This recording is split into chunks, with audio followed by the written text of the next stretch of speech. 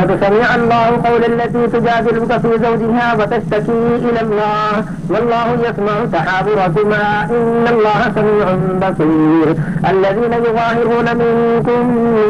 نسائهم ما هن أمهاتهم إن أمهاتهم إلا اللائي ولدنهم وإنهم ليقولون منكرا من القول فزورا وإن الله لعفو غفور. والذين يظاهرون من نسائهم ثم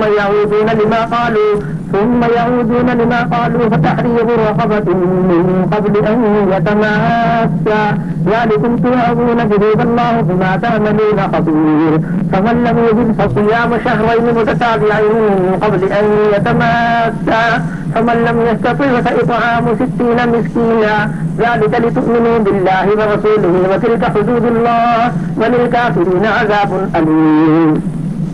إن الذين يحادون الله ورسوله كبتوا كما كبت الذين من قبلهم لقد أنزلنا آيات بينات وللكافرين عذاب مهين. يوم يبعثهم الله جميعا فينبئهم بما عملوا أحصاه الله ونسوه والله على كل شيء شهيد. ألم تر أن الله يعلم ما في السماوات وما في الأرض ما يكون من نجوى ثلاثة إلا هو رابعهم ولا خمسة إلا هو سادسهم ولا أدنى من ذلك ولا أكثر إلا هو معهم أينما كانوا ثم ينبئهم بما عملوا يوم القيامة إن الله بكل شيء عليم. ألم تر إلى الذين نهوا عن النجوى ثم يعودون لما نهوا عنه ويتناجون بالإثم والعدوان ومعصية الرسول وإذا جاءوك حيوك بما لم يحيك به الله ويقولون في أنفسهم لولا يعذبنا الله بما نقول حسبهم جهنم يصلونها فبئس المصير. يا أيها الذين آمنوا إذا تناجيتم فلا تتناجوا بالإثم والعدوان ومعصية الرسول وتناجوا بالبر والتقوى واتقوا الله الذي إليه تحشرون. إنما النجوى من الشيطان ليحزن الذين آمنوا وليس بضارهم شيئا إلا بإذن الله وعلى الله فليتوكل المؤمنون. يا أيها الذين آمنوا إذا قيل لكم تفسحوا في المجالس فافسحوا يفسح الله لكم وإذا قيل انشزوا فانشزوا يرفع الله الذين آمنوا منكم والذين أوتوا العلم درجات والله بما تعملون خبير. يا أيها الذين آمنوا إذا ناديتم الرسول فقدموا بين يدي نجواكم صدقة ذلك خير لكم وأطهر فإن لم تجدوا فإن الله غفور رحيم. أأشفقتم أن تقدموا بين يدي نجواكم صدقات فإن لم تفعلوا وتاب الله عليكم فأقيموا الصلاة وآتوا الزكاة وأطيعوا الله ورسوله والله خبير بما تعملون. ألم تر إلى الذين تولوا قوما غضب الله عليهم ما هم منكم ولا منهم ويحلفون على الكذب وهم يعلمون أعد الله لهم عذابا شديدا إنهم ساء ما كانوا يعملون. اتخذوا أيمانهم جنة فصدوا عن سبيل الله فلهم عذاب مهين لن تغني عنهم أموالهم ولا أولادهم من الله شيئا أولئك أصحاب النار هم فيها خالدون. يوم يبعثهم الله جميعا فيحلفون له كما يحلفون لكم ويحسبون أنهم على شيء ألا إنهم هم الكاذبون. استحوذ عليهم الشيطان فأنساهم ذكر الله أولئك حزب الشيطان ألا إن حزب الشيطان هم الخاسرون. إن الذين يحادون الله ورسوله أولئك في الأذلين كتب الله لأغلبن أنا ورسلي إن الله قوي عزيز. لا تجد قوما يؤمنون بالله واليوم الآخر يوادون من حاد الله ورسوله ولو كانوا آباءهم أو أبناءهم أو إخوانهم أو عشيرتهم أولئك كتب في قلوبهم الإيمان وأيدهم بروح منه ويدخلهم جنات تجري من تحتها الأنهار خالدين فيها رضي الله عنهم ورضوا عنه أولئك حزب الله ألا إن حزب الله هم المفلحون. سبح لله ما في السماوات وما في الأرض وهو العزيز الحكيم. هو الذي أخرج الذين كفروا من أهل الكتاب من ديارهم لأول الحشر ما ظننتم أن يخرجوا وظنوا أنهم مانعتهم حصونهم من الله فأتاهم الله من حيث لم يحتسبوا وقذف في قلوبهم الرعب يخربون بيوتهم بأيديهم وأيدي المؤمنين فاعتبروا يا أولي الأبصار ولولا أن كتب الله عليهم الجلاء لعذبهم في الدنيا فلهم في الآخرة عذاب النار ذلك بأنهم شاقوا الله ورسوله ومن يشاق الله فإن الله شديد العقاب ما قطعتم من لينة أو تركتموها قائمة على أصولها فبإذن الله وليخزي الفاسقين وما أفاء الله على رسوله منهم فما أوجفتم عليه من خيل ولا ركاب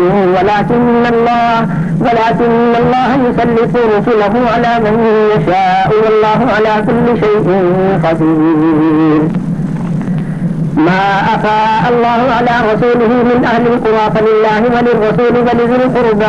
ولذي القربى واليتامى والمساكين وابن السبيل كي لا يكون دولة بين الأغنياء منكم وما آتاكم الرسول فخذوه وما نهاكم عنه فانتهوا واتقوا الله إن الله شديد العقاب للفقراء المهاجرين الذين أخرجوا من ديارهم وأموالهم يبتغون فضلا من الله ورضوانه وينصرون الله ورسوله أولئك هم الصادقون والذين تبوأوا الدار والإيمان من قبلهم يحبون من هاجر إليهم ولا يجدون في صدورهم حاجة مما أوتوا ويؤثرون على أنفسهم ولو كان بهم خصاصة ومن يوق شح نفسه فأولئك هم المفلحون والذين جاءوا من بعدهم يقولون ربنا اغفر لنا ولإخواننا الذين سبقونا بالإيمان ولا تجعل في قلوبنا غلا للذين آمنوا ربنا إنك رؤوف رحيم ألم تر إلى الذين نافقوا يقولون لإخوانهم الذين كفروا من أهل الكتاب لئن أخرجتم لنخرجن معكم ولا نطيع فيكم أحدا أبدا وإن قتلتم لننصرنكم والله يشهد إنهم لكاذبون لئن أخرجوا لا يخرجون معهم ولئن قتلوا لا ينصرونهم ولئن نصروهم ليولن الأدبار ثم لا ينصرون لأنتم أشد رهبة في صدورهم من الله ذلك بأنهم قوم لا يفقهون لا يقاتلونكم جميعا إلا في قرى محصنة أو من وراء جدور بأسهم بينهم شديد تحسبهم جميعا وقلوبهم شتى ذلك بأنهم قوم لا يعقلون كمثل الذين من قبلهم قريبا ذاقوا وبال أمرهم ولهم عذاب أليم كمثل الشيطان إذ قال للإنسان اكفر فلما كفر قال إني بريء منك إني أخاف الله رب العالمين وكان عاقبتهما أنهما في النار خالدين فيها وذلك جزاء الظالمين يا أيها الذين آمنوا اتقوا الله ولتنظر نفس ما قدمت لغد واتقوا الله إن الله خبير بما تعملون ولا تكونوا كالذين نسوا الله فأنساهم أنفسهم أولئك هم الفاسقون لا يستوي أصحاب النار وأصحاب الجنة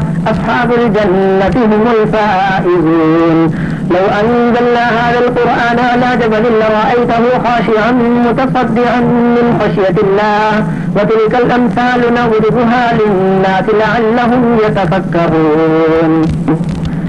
هو الله الذي لا إله إلا هو عالم الغيب والشهادة هو الرحمن الرحيم هو الله الذي لا إله إلا هو الملك القدوس السلام المؤمن المهيمن العزيز الجبار المتكبر سبحان الله عما يشركون هو الله الخالق البارئ المصور له الأسماء الحسنى يسبح له ما في السماوات والأرض وهو العزيز الحكيم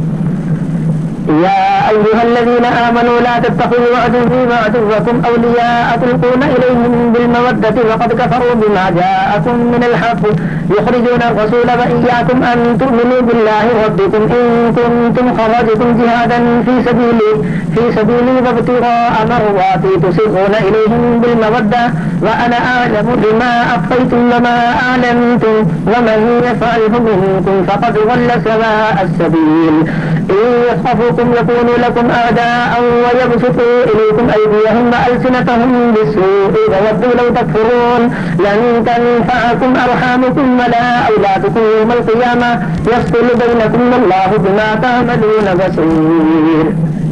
قد كانت لكم أسوة حسنة في إبراهيم والذين معه إذ قالوا لقومهم إنا براء منكم ومما تعبدون من دون الله كفرنا بكم وبدا بيننا وبينكم العداوة والبغضاء أبدا حتى تؤمنوا بالله وحده إلا قول إبراهيم لأبيه لأستغفرن لك وما أملك لك من الله من شيء ربنا عليك توكلنا وإليك أنبنا وإليك المصير ربنا لا تجعلنا فتنة للذين كفروا واغفر لنا ربنا إنك أنت العزيز الحكيم لقد كان لكم فيهم أسوة حسنة لمن كان يرجو الله واليوم الآخر ومن يتول فإن الله هو الغني الحميد عسى الله أن يجعل بينكم وبين الذين عاديتم منهم مودة والله قدير والله غفور رحيم لا ينهاكم الله عن الذين لم يقاتلوكم في الدين ولم يخرجوكم من دياركم أن تبروهم وتقسطوا إليهم إن الله يحب المقسطين إنما ينهاكم الله عن الذين قاتلوكم في الدين وأخرجوكم من دياركم وظاهروا على إخراجكم أن تولوهم ومن يتولهم فأولئك هم الظالمون يا أيها الذين آمنوا إذا جاءكم المؤمنات مهاجرات فامتحنوهن الله أعلم بإيمانهن فإن علمتموهن مؤمنات فلا ترجعوهن إلى الكفار لا هن حل لهم ولا هم يحلون لهم وآتوهم ما أنفقوا ولا جناح عليكم أن تنكحوهن إذا آتيتموهن أجورهن ولا تمسكوا بعصام الكوافر واسألوا ما أنفقتم وليسألوا ما أنفقوا ذلكم حكم الله يحكم بينكم والله عليم حكيم وإن فاتكم شيء من أزواجكم إلى الكفار فعاقبتم فآتوا الذين ذهبت أزواجهم مثل ما أنفقوا واتقوا الله الذي أنتم به مؤمنون يا أيها النبي إذا جاءك المؤمنات يبايعنك على أن لا يشركن بالله شيئا ولا يسرقن ولا يزنين ولا يقتلن أولادهن ولا يأتين ببهتان يفترينه بين أيديهن وأرجلهن ولا يعصينك في معروف فبايعهن واستغفر لهن الله إن الله غفور رحيم يا أيها الذين آمنوا لا تتولوا قوما غضب الله عليهم قد يئسوا من الآخرة كما يئس الكفار من أصحاب القبور سبح لله ما في السماوات وما في الأرض وهو العزيز الحكيم يا أيها الذين آمنوا لم تقولون ما لا تفعلون كبر مقتا عند الله أن تقولوا ما لا تفعلون إن الله يحب الذين يقاتلون في سبيله صفا كأنهم بنيان مرصوص وإذ قال موسى لقومه يا قوم لم تؤذونني وقد تعلمون أني رسول الله إليكم فلما زاغوا أزاغ الله قلوبهم والله لا يهدي القوم الفاسقين وإذ قال عيسى ابن مريم يا بني إسرائيل إني رسول الله إليكم مصدقا لما بين يدي من التوراة ومبشرا برسول يأتي من بعد اسمه أحمد فلما جاءهم بالبينات قالوا هذا سحر مبين ومن أظلم ممن افترى على الله الكذب وهو يدعى إلى الإسلام والله لا يهدي القوم الظالمين يريدون ليطفئوا نور الله بأفواههم والله متم نوره ولو كره الكافرون هو الذي أرسل رسوله بالهدى ودين الحق ليظهره على الدين كله ولو كره المشركون يا أيها الذين آمنوا هل أدلكم على تجارة تنجيكم من عذاب أليم تؤمنون بالله ورسوله وتجاهدون في سبيل الله بأموالكم وأنفسكم ذلكم خير لكم إن كنتم تعلمون يغفر لكم ذنوبكم ويدخلكم جنات تجري من تحتها الأنهار ومساكن طيبة في جنات عدن ذلك الفوز العظيم وأخرى تحبونها نصر من الله وفتح قريب وبشر المؤمنين يا أيها الذين آمنوا كونوا أنصار الله كما قال عيسى بن مريم للحواريين من أنصاري إلى الله قال الحواريون نحن أنصار الله فآمنت طائفة من بني إسرائيل وكفرت طائفة فأيدنا الذين آمنوا على عدوهم فأصبحوا ظاهرين يسبح لله ما في السماوات وما في الأرض الملك القدوس العزيز الحكيم هو الذي بعث في الأميين رسولا منهم يتلو عليهم آياته ويزكيهم ويعلمهم الكتاب والحكمة وإن كانوا من قبل لفي ضلال مبين وآخرين منهم لما يلحقوا بهم وهو العزيز الحكيم ذلك فضل الله يؤتيه من يشاء والله ذو الفضل العظيم مثل الذين حملوا التوراة ثم لم يحملوها كمثل الحمار يحمل أسفارا بئس مثل القوم الذين كذبوا بآيات الله والله لا يهدي القوم الظالمين قل يا أيها الذين هادوا إن زعمتم أنكم أولياء لله من دون الناس فتمنوا الموت إن كنتم صادقين ولا يتمنونه أبدا بما قدمت أيديهم والله عليهم بالظالمين قل إن الموت الذي تفرون منه فإنه ملاقيكم ثم تردون إلى عالم الغيب والشهادة فينبئكم بما كنتم تعملون يا أيها الذين آمنوا إذا نودي للصلاة من يوم الجمعة فاسعوا إلى ذكر الله وذروا البيع ذلكم خير لكم إن كنتم تعلمون فإذا قضيت الصلاة فانتشروا في الأرض وابتغوا من فضل الله واذكروا الله كثيرا لعلكم تفلحون وإذا رأوا تجارة أو لهوا انفضوا إليها وتركوك قائما قل ما عند الله خير من اللهو ومن التجارة والله خير الرازقين إذا جاءك المنافقون قالوا نشهد إنك لرسول الله والله يعلم إنك لرسوله والله يشهد إن المنافقين لكاذبون اتخذوا أيمانهم جنة فصدوا عن سبيل الله إنهم ساء ما كانوا يعملون ذلك بأنهم آمنوا ثم كفروا فطبع على قلوبهم فهم لا يفقهون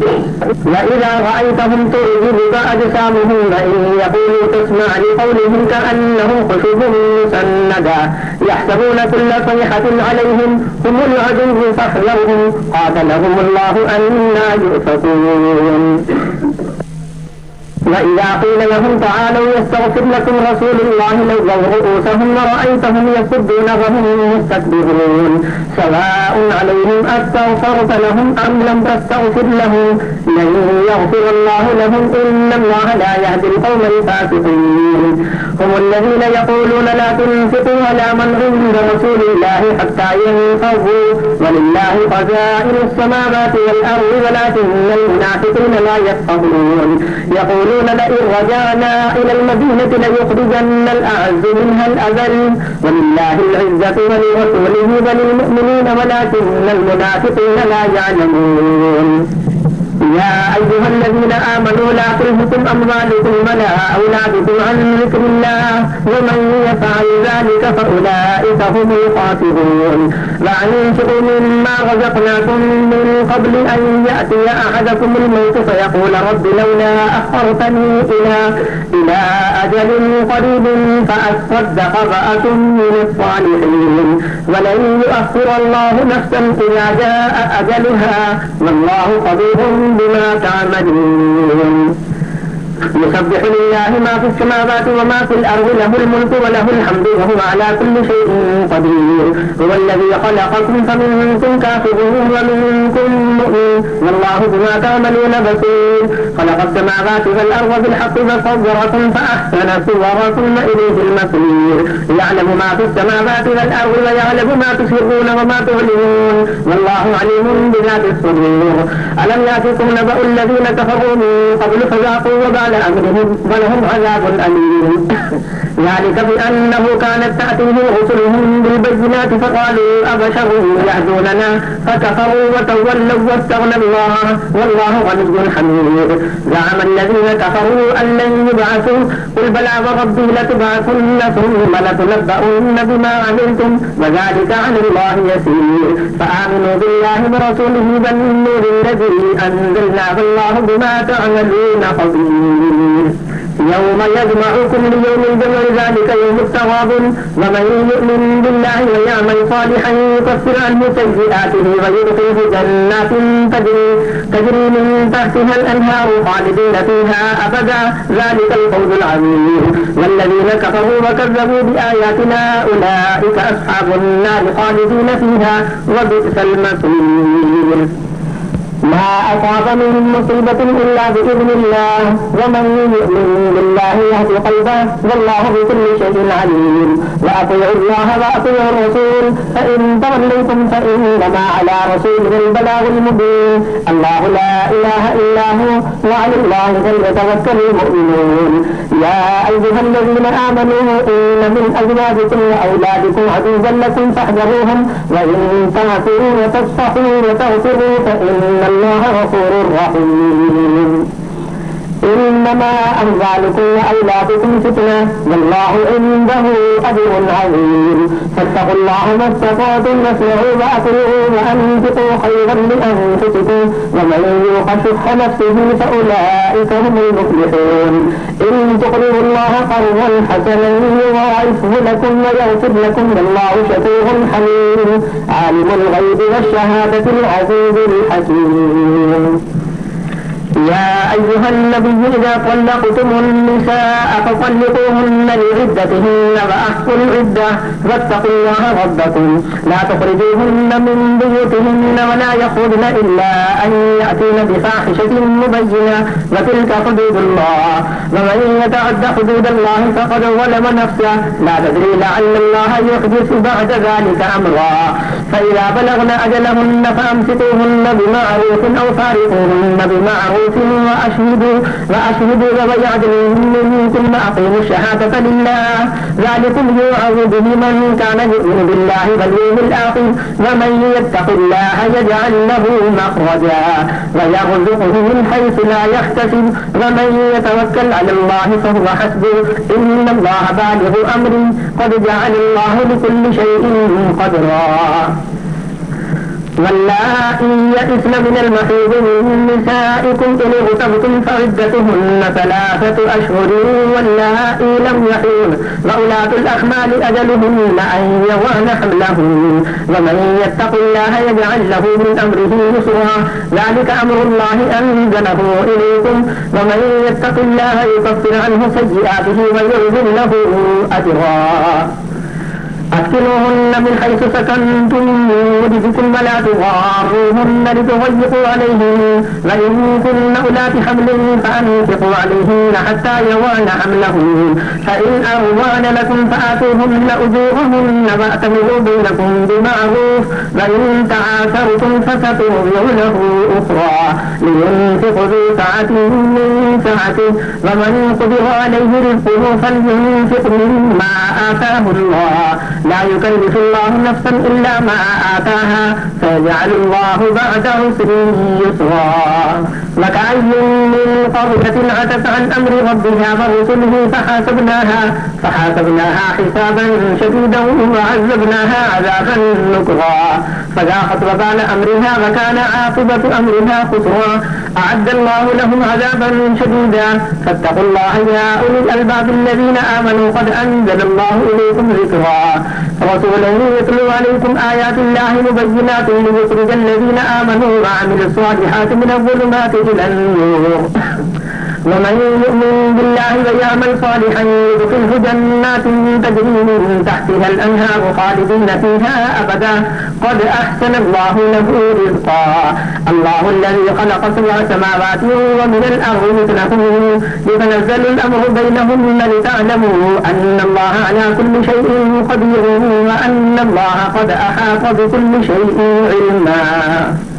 يا أيها النبي لم تحرم ما أحل الله لك تبتغي مرضات أزواجك والله غفور رحيم قد فرض الله لكم تحلة أيمانكم إن الله مولاكم وهو العليم الحكيم وإذ أسر النبي إلى بعض أزواجه حديثا فلما نبأت به وأظهره الله عليه عرف بعضه وأعرض عن بعض فلما نبأها به قالت من أنبأك هذا قال نبأني العليم الخبير إن تتوبا إلى الله فقد صغت قلوبكما وإن تظاهرا عليه فإن الله هو مولاه وجبريل وصالح المؤمنين والملائكة بعد ذلك ظهير عسى ربه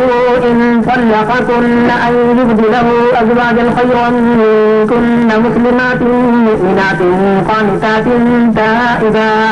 تائبات عابدات سائحات طيبات وأبكارا يا أيها الذين آمنوا قوا أنفسكم وأهليكم نارا وقودها الناس والحجارة عليها ملائكة غلاظ شداد لا يعصون الله ما أمرهم ويفعلون ما يؤمرون يا أيها الذين كفروا لا تعتذروا اليوم إنما تجزون ما كنتم تعملون يا أيها الذين آمنوا توبوا إلى الله توبة نصوحا عسى ربكم أن يكفر عنكم سيئاتكم ويدخلكم جنات تجري من تحتها الأنهار يوم لا يخزي الله النبي والذين آمنوا معه نورهم يسعى بين أيديهم وبأيمانهم يقولون ربنا أطلب لنا نورنا واغفر لنا إنك على كل شيء قدير يا أيها النبي جاهد الكفار والمنافقين واغلظ عليهم ومأواهم جهنم وبئس المصير ضرب الله مثلا للذين كفروا امرأة نوح وامرأة لوط كانتا تحت عبدين من عبادنا صالحين فخالفاهما فلم يغنيا عنهما من الله شيئا وقيل ادخلا النار مع الداخلين وضرب الله مثلا للذين آمنوا امرأة فرعون إذ قالت رب ابن لي عندك بيتا في الجنة ونجني من فرعون وعمله ونجني من القوم الظالمين ومريم ابنة عمران التي أحسنت فرجها فنفخنا فيه من روحنا وصدقت بكلمات ربها وكتبه وكانت من القانتين تبارك الذي بيده الملك وهو على كل شيء قدير الذي خلق الموت والحياة ليبلوكم أيكم أحسن عملا وهو العزيز الغفور الذي خلق 7 سماوات طباقا ما ترى في خلق الرحمن من تفاوت فارجع البصر هل ترى من فطور ثم ارجع البصر كرتين ينقلب إليك البصر خاسئا وهو حسير ولقد زينا السماء الدنيا بمصابيح وجعلناها رجوما للشياطين وأعتدنا لهم عذاب السعير وللذين كفروا بربهم عذاب جهنم وبئس المصير إذا ألقوا فيها سمعوا لها شهيقا وهي تفور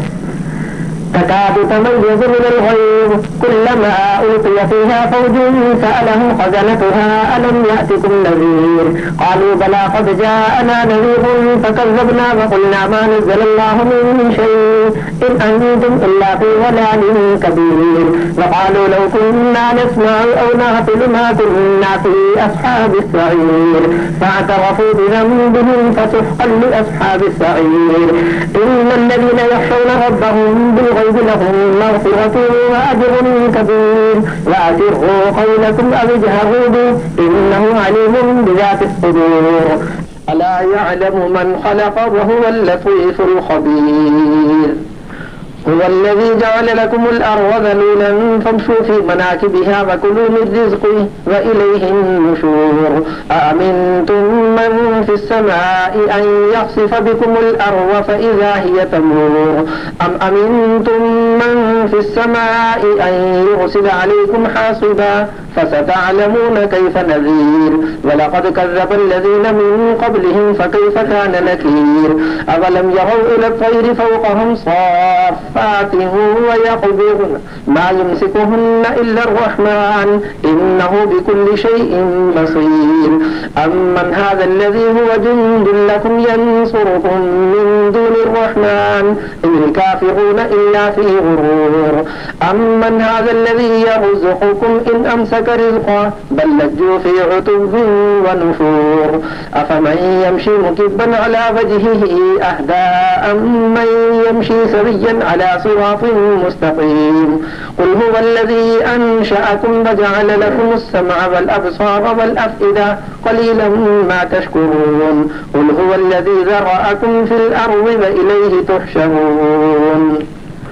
ويقولون متى هذا الوعد إن كنتم صادقين قل إنما العلم عند الله وإنما أنا نذير مبين فلما رأوه زلفة سيئت وجوه الذين كفروا وقيل هذا الذي كنتم به تدعون قل أرأيتم إن أهلكني الله ومن معي أو رحمنا فمن يجير الكافرين من عذاب أليم قل هو الرحمن آمنا به وعليه توكلنا فستعلمون من هو في ضلال مبين قل أرأيتم إن أصبح ماؤكم غورا فمن يأتيكم بماء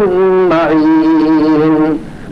نون والقلم وما يسطرون ما أنت بنعمة ربك بمجنون وإن لك لأجرا غير ممنون وإنك لعلى خلق عظيم فستبصر ويبصرون بأيكم المفتون إن ربك هو أعلم بمن ضل عن سبيله وهو أعلم بالمهتدين فلا تطع المكذبين ودوا لو تدهن فيدهنون ولا تطع كل حلاف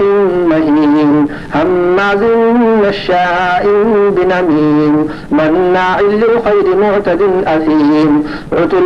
بعد ذلك زنيم أن كان ذا مال وبنين إذا تتلى عليه آياتنا قال أساطير الأولين سنسمه على الخرطوم إنا بلوناهم كما بلونا أصحاب الجنة إذ أقسموا ليصرفنها مصبحين ولا يستثنون فطاف عليها طائف من ربك وهم نائمون فأصبحت كالصريم فتنادوا مصبحين أن اغدوا على حرثكم إن كنتم صادمين فانطلقوا وهم يتخافتون ألا يدخلنها اليوم عليكم مسكين وغدوا على حرد قادرين فلما رأوها قالوا إنا لضالون بل نحن محرومون قال أوسطهم ألم أقل لكم لولا تسبحون قالوا سبحان ربنا إنا كنا ظالمين فأقبل بعضهم على بعض يتلاومون قالوا يا ويلنا إنا كنا طاغين عسى ربنا أن يبدلنا خيرا منها إنا إلى ربنا راغبون كذلك العذاب ولعذاب الآخرة أكبر لو كانوا يعلمون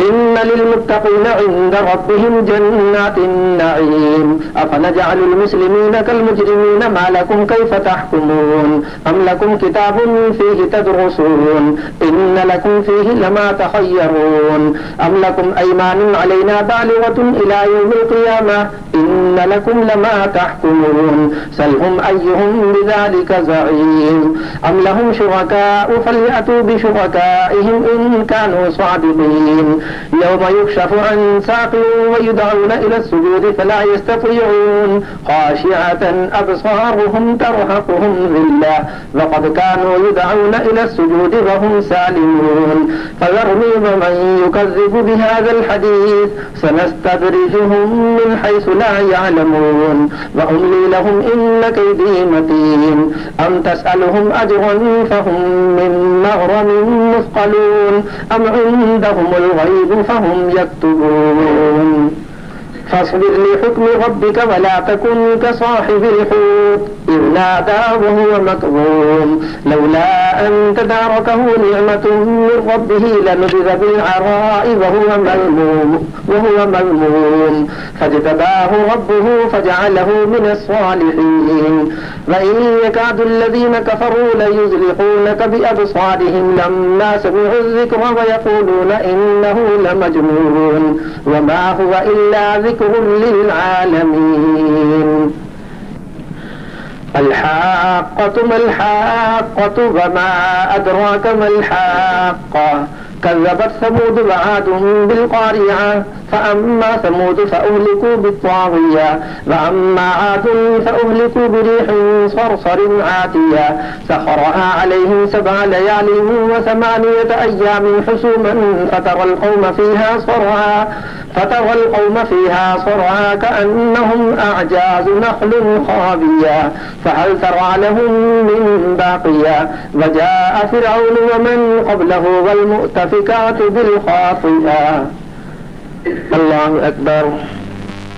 فعصوا رسول ربهم فأخذهم أخذة رابية إنا لما طغى الماء حملناكم في الجارية لنجعلها لكم تذكرة وتعيها أذن واعية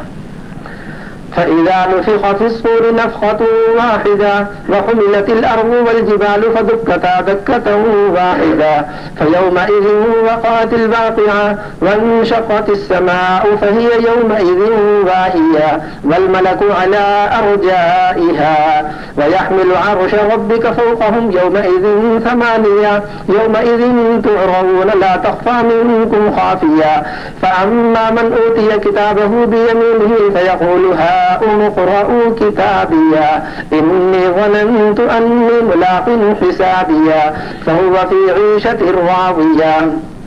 جنة عالية قطوفها دانية كلوا واشربوا هنيئا بما أسلفتم في الأيام الخالية فأما من أوتي كتابه بشماله فيقول يا ليتني لم أوت كتابيا فلم أدر ما حسابيا يا ليتها كانت القاضية ما أغنى عني ماليا هلك عني سلطانيا خذوه فغلوه ثم الجحيم صلوه ثم في سلسلة ذرعها 70 ذراعا فاسلكوه إنه كان لا يؤمن بالله العظيم ولا يحض على طعام المسكين فليس له اليوم هاهنا حميم ولا طعام إلا بالغسلين لا يأكله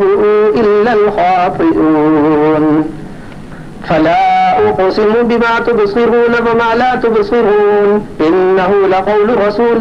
كريم وما هو بقول شاعر قليلا ما تؤمنون ولا بقول كاهن قليلا ما تذكرون تنزيل من رب العالمين ولو تقول علينا بعض الأقاويل لأخذنا منه باليمين ثم لقطعنا منه الوتين فما منكم من أحد عنه حاجزين وإنه لتذكرة للمتقين وإنا لنعلم أن منكم مكذبين وإنه لحسرة على الكافرين وإنه لحق اليقين فسبح باسم ربك العظيم سأل سائل بعذاب واقع للكافرين ليس له دافع من الله ذي المعارج تعرج الملائكة والروح إليه في يوم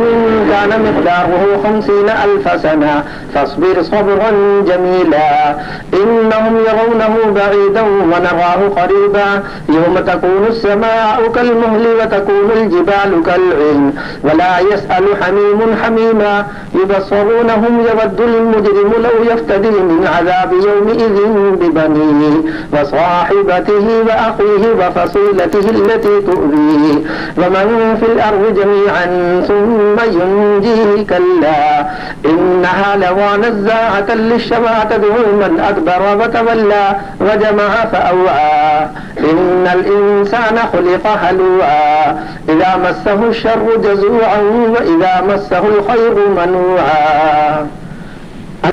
إلا المصلين الذين هم على صلاتهم دائمون والذين في أموالهم حق معلوم للسائل والمحروم والذين يصدقون بيوم الدين والذين هم من عذاب ربهم مشفقون إن عذاب ربهم غير مأمون والذين هم لفروجهم حافظون إلا على أزواجهم أو ما ملكت أيمانهم فإنهم غير ملومين فمن ابتغى وراء ذلك فأولئك هم العادون والذين هم لأماناتهم وعهدهم راعون والذين هم بشهاداتهم قائمون والذين هم على صلاتهم يحافظون أولئك في جنات مكرمون فما للذين كفروا قبالك مهطعين عن اليمين وعن الشمال عزين أيطمع كل امرئ منهم أن يدخل جنة نعيم كلا إنا خلقناهم مما يعلمون فلا أقسم برب المشارق والمغارب إنا لقادرون على أن نبدل خيرا منهم وما نحن بمسبوقين فذرهم يخوضوا ويلعبوا حتى يلاقوا يومهم الذي يوعدون يوم يخرجون من الأجداث سراعا كأنهم إلى نصب يوفضون خاشعة أبصارهم ترهقهم ذلة ذلك اليوم الذي كانوا يوعدون إنا أرسلنا نوحا إلى قومه أن أنذر قومك من قبل أن يأتيهم عذاب أليم قال يا قوم إني لكم نذير مبين أن اعبدوا الله ثم إن أجل الله إذا جاء لا يؤخر لو كنتم تعلمون قال رب إني دعوت قومي ليلا ونهارا فلم يزدهم دعائي إلا فرارا فإني كلما دعوتهم لتغفر لهم جعلوا أصابعهم في آذانهم واستغشوا ثيابهم وأصروا واستكبروا استكبارا ثم إني دعوتهم جهارا ثم إني أعلنت لهم وأسررت لهم إسرارا فقلت استغفروا ربكم إنه كان غفارا يرسل السماء عليكم مدرارا ويمددكم بأموال وبنين ويجعل لكم جنات ويجعل لكم أنهارا ما لكم لا ترجون لله وقارا وقد خلقكم أطوارا ألم تروا كيف خلق الله 7 سماوات طباقا وجعل القمر فيهن نورا وجعل الشمس سراجا والله أنبتكم من الأرض نباتا ثم يعيدكم فيها ويخرجكم إخراجا والله جعل لكم الأرض بساطا لتسلكوا منها سبلا فجاجا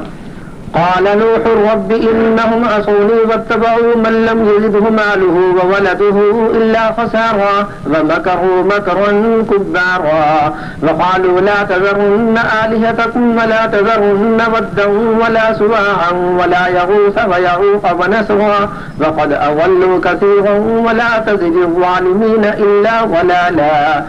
مما خطيئاتهم أغرقوا فأدخلوا نارا فلم يجدوا لهم من دون الله أنصارا وقال نوح رب لا تذر على الأرض من الكافرين ديارا إنك إن تذرهم يضلوا عبادك ولا يلدوا إلا فاجرا كفارا رب اغفر لي ولوالدي ولمن دخل بيتي مؤمنا وللمؤمنين والمؤمنات ولا تزد الظالمين إلا تبارا قل أوحي إلي أنه استمع نفر من الجن فقالوا إنا سمعنا قرآنا عجبا يهدي إلى الرشد فآمنا به ولن نشرك بربنا أحدا وأنه تعالى جد ربنا ما اتخذ صاحبة ولا ولدا وأنه كان يقول سفيهنا على الله شططا وأنا ظننا أن لن تقول الإنس والجن على الله كذبا وأنه كان رجال من الإنس يعوذون برجال من الجن فزادوهم رهقا وأنه ظنوا كما ظننتم أن لن يبعث الله أحدا وأنا لمسنا السماء فوجدناها ملئت حرسا شديدا وشهبا وأنا كنا نخرج منها مقاعد للسمع فمن يستمع الآن يجد له شهابا رصدا وأنا لا ندري أشر أريد بمن في الأرض أم أراد بهم ربهم رشدا وأنا منا الصالحون فكنا طرائق قددا وأنا ظننا أن لن نعجز الله في الأرض ولن نعجزه هربا وأنا لما سمعنا الهدى آمنا به فمن يؤمن بربه فلا يخاف بخسا ولا رهقا وأنا منا المسلمون ومنا القاسطون فمن أسلم فأولئك تحروا رشدا وأما القاسطون فكانوا لجهنم حطبا وأن لو استقاموا على الطريقة لأسقيناهم ماء غدقا لنفتنهم فيه ومن يعرض عن ذكر ربه يسلكه عذابا صعدا وأن المساجد لله فلا تدعوا مع الله أحدا وأنه لما قام عبد الله يدعوه كادوا يكونون عليه لبدا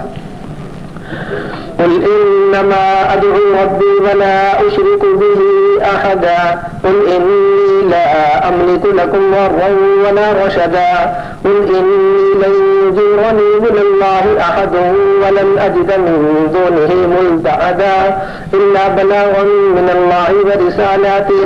ومن يعص الله ورسوله فإن له نار جهنم خالدين فيها أبدا حتى إذا رأوا ما يوعدون فسيعلمون من أضعف ناصرا وأقل عددا قل إن أدري أقريب ما توعدون أم يجعل له ربي أمدا عالم الغيب فلا يظهر على غيبه أحدا إلا من ارتضى من رسول فإنه يسوق من بين يديه ومن خلفه رصدا ليعلم أن قد أبلغوا رسالات ربهم وأحاط بما لديهم وأحصى كل شيء عددا